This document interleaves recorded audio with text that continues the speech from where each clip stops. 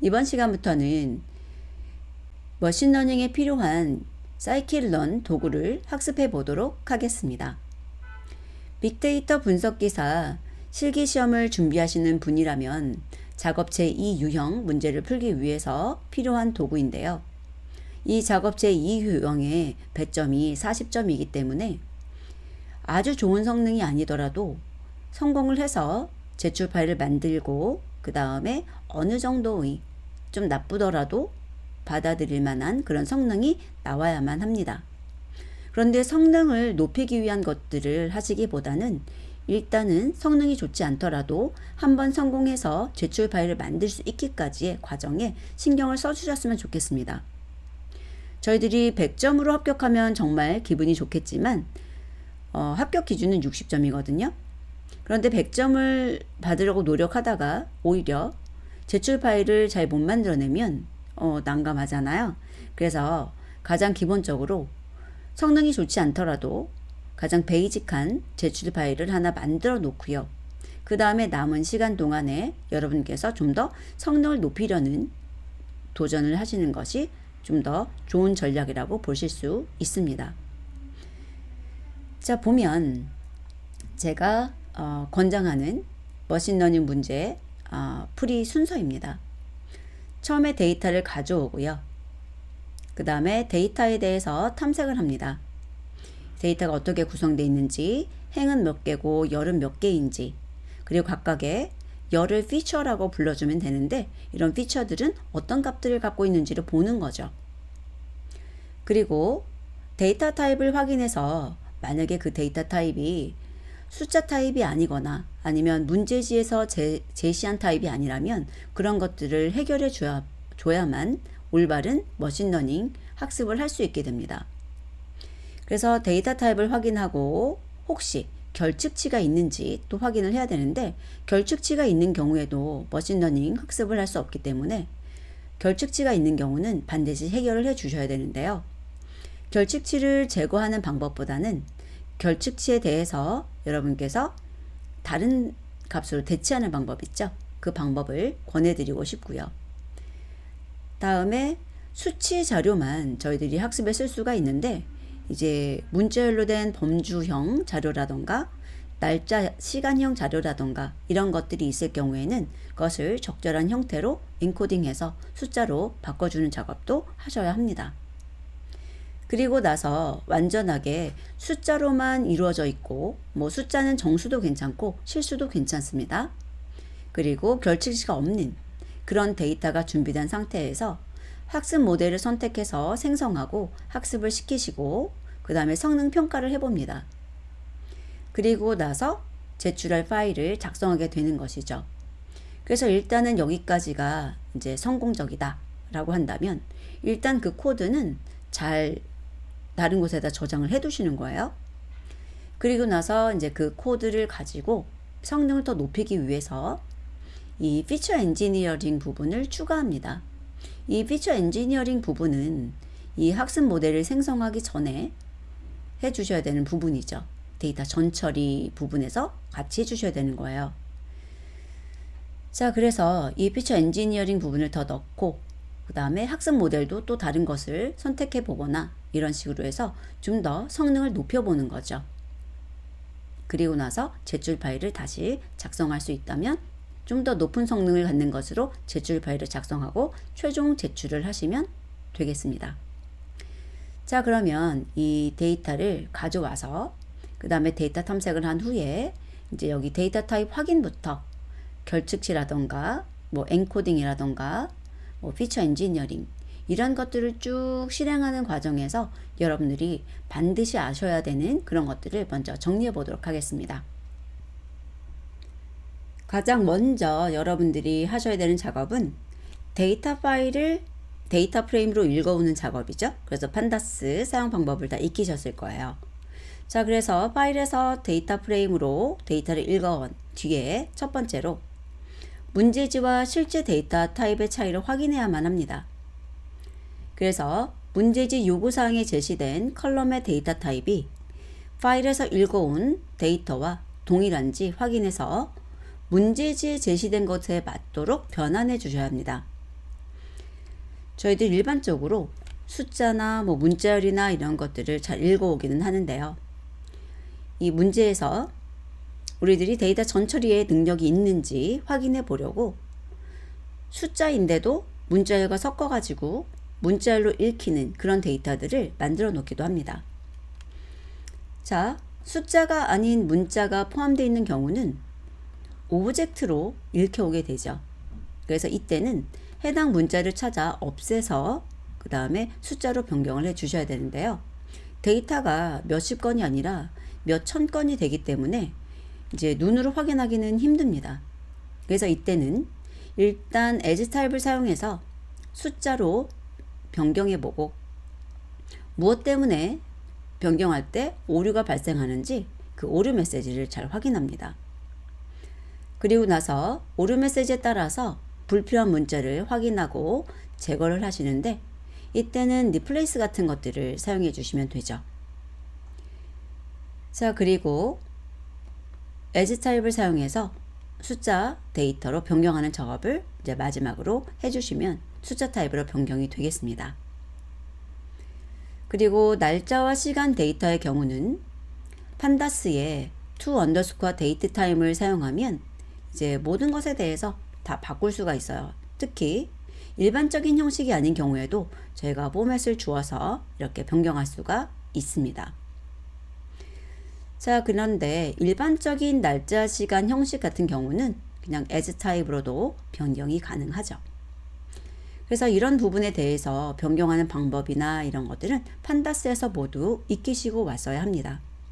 혹시 이 강의를 듣는데 나는 판다스 강의는 듣지 않았어요 그러신다면 판다스부터 학습을 해 주셔야 합니다.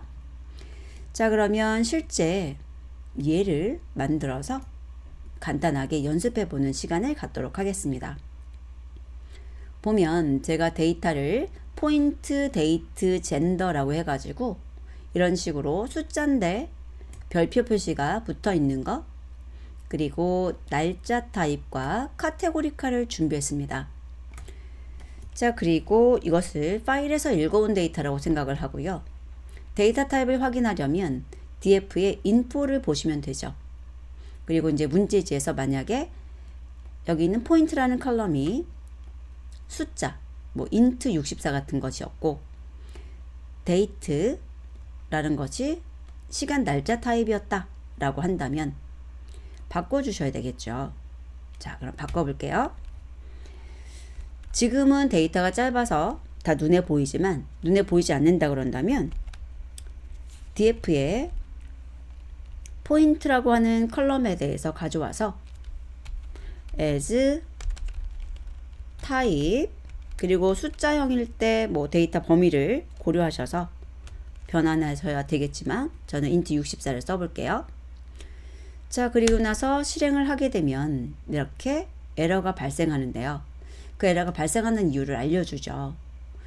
숫자 2뿐만 아니라 앞에 별표가 들어있기 때문입니다. 그래서 이럴 때는 바로 as 타입을 할 수가 없고요. 이제 replace를 해주셔야 돼요. 앞에서 판다스 과정에서 이제 replace 하는 방법을 크게 두 가지 보여드렸는데 그냥 replace 라고 한다면 별표 기호에 대해서는 이게 메타 문자이기 때문에 이런 식으로 별 해주셔야 되고 그것을 없애라. 그리고 일부 문자이기 때문에 reg ex를 true로 줘야 되죠. 그리고 나서 as 타입 해주시는 거예요. 자, 그러면 일단 변경해 보면 이렇게 int 64로 바뀌는 것을 볼 수가 있죠. 다양한 방법이 있겠지만 자, 이번에는 str에 replace를 써볼게요. 자, 이때는 뭐 이런 거 reg ex true 필요 없죠. 그래서 그냥 별표를 없애라 라고 하고 int 64로 바꿔보도록 하겠습니다. 올바르게 변경되는 것을 볼 수가 있고요. 그 다음에 이런 식으로 잘 변경되는 것이 확인된다면 그때 이것에 대해서 직접 덮어 쓸 수도 있지만 이제 포인트 한 다음에 인트, 넘버 이런 식으로 새로운 컬럼으로 추가를 해 두시는 것이 나중에 이제 여러 번 작업할 때 좀 유리합니다. 잘못 작업됐을 때도 원본으로 돌리지 않고도 사용할 수가 있기 때문에 이런 식으로 다른 이름으로 주시고 그 다음에 DF의 인포를 이용해서 확인해 주시는 거죠. 자, 그래서 여기 int 64로 바뀐 것을 볼 수가 있고요. 그 다음에 지금 저희들이 이제 또 익혀야 될 게 뭐냐면 환경 자체가 콜앱 환경이 아니에요. 아이파이썬이 아니라 이제 C파이썬일 수 있거든요. 자, 그럴 때는 코드를 이렇게 셀로 분할해서 작성하는 것이 아니라 하나의 이 공간에 다 나열한다고 생각하셔야 돼요. 그래서 이렇게 연속되게 작업을 하시는 거죠. 만약에 여기에 있는 데이트에 대해서 시간 날짜 타입으로 바꾼다. 그러면 지금 형식이 굉장히 일반적인 형식이에요. year, month, day. 이런 경우 DF의 데이트에 대해서 그냥 as 타입 해가지고 date time 64 이렇게 줘도 변경이 됩니다. 자, 일단은 실행을 해서 확인을 해보면 date time 64인 것을 확인할 수가 있죠. 자, 그런데 일반적인 경우가 아니라면 pd 판다스에 to date time 이라고 하고 해당하는 시리즈 주어서 포맷을 알려줄 수 있습니다. 여기서는 연도가 4글자로 표시가 되어 있고 사이에 빼기 표시, 그 다음에 2글자의 월 표시, 2글자의 날짜 표시로 되어 있죠. 그래서 이런 식으로 알려주어서도 변경이 가능합니다. 마찬가지로 새로운 컬럼으로 추가를 해주시는 게 더 유리하고요. 그 다음에 데이트, 타임 이런 식으로 이름을 줄 수가 있는 거죠. 다시 한번 DF의 인포를 출력해 보게 되면 int하고 date time 타입으로 올바르게 변경된 것을 볼 수 있습니다. 자, 여기 있는 것들은 제가 예시로 보여드린 것들이니까 이렇게 놔두도록 하고요. 그 다음 두 번째, 모든 컬럼의 데이터 타입을 확인합니다. 그것은 머신러닝을 위한 컬럼의 데이터 타입이 반드시 숫자 타입, 즉 int 또는 float 타입이어야 된다는 거죠. 그런데 int나 float가 아닌 것들이, 즉 범주형 데이터가 섞여 있거나 날짜 시간 데이터나 이런 것들이 섞여 있을 경우에는 범주형 데이터는 레이블 인코딩이나 원하드 인코딩을 사용해서 수치로 변경하셔야 되고요. 날짜 시간 데이터는 DT라고 하는 액세서를 사용해서 year, month, day, hour, week, day나 quarter 이런 정보들로 분할해서 새로운 피처로 등록해 사용해 주셔야 합니다. 그리고 이렇게 정보를 분할하게 되면은 만약에 year다. year가 다 동일할 수도 있거든요. 그러면 이것은 유니크의 개수를 셌을 때 1이 되는데 이런 건 필요가 없어요. 내가 어떤 예측을 하는데 도움이 되지 않는 정보라는 겁니다. 또는 분산이 0이거나 이런 것들은 같은 거예요. 한 가지 값으로만 이루어졌기 때문에 의미 있는 피처가 아닙니다. 그래서 새로운 피처로 등록하지 말아야 되죠. 즉 학습용으로 사용하면 좋지 않다는 거예요. 자, 그래서 제가 만약에 연결해서 프로그램을 짜본다 라고 한다면 이런 식으로 추가를 했고, 그 다음에 데이트의 인포를 보게 되는데 여기에 있는 포인트 넘은 그대로 사용할 수 있는 거고요. 그 다음에 데이트 타임 같은 경우가 이제 나눠야 되죠. 그리고 여기 젠더 같은 경우가 이제 레이블이나 원하드 인코딩을 하셔야 되죠. 그 작업을 또 연이어서 하시는 거예요. 자, 그래서 제가 포인트는 사용하지 않을 거고 포인트 넘을 사용할 거고 데이트 타임 같은 경우에는 이제 여기다가